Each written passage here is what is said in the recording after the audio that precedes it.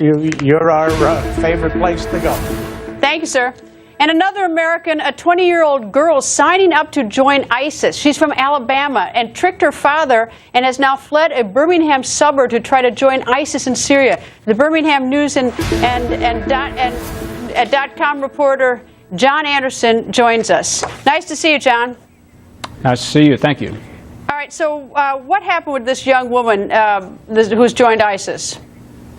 Well, it started back in November. She apparently abandoned her family, tricked her family into letting her go on what was supposed to be a school field trip to Atlanta, and she ended up going to Turkey and then to Syria to join ISIS. And she married an Islamic jihadist from Australia shortly after getting there in Syria, and he was killed in a Jordanian airstrike. This is all according to a report on the BuzzFeed website reported.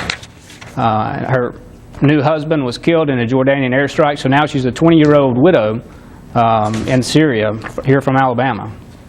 Was there any indication, because she's a young woman, she's 20 years old, but in high school, was there anything to indicate that this was where she was headed?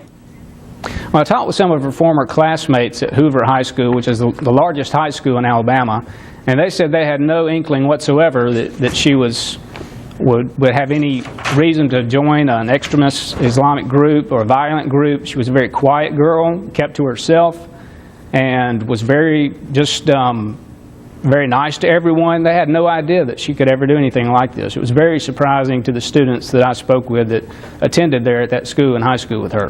And yet she has some wicked tweets that show a very ugly side of her.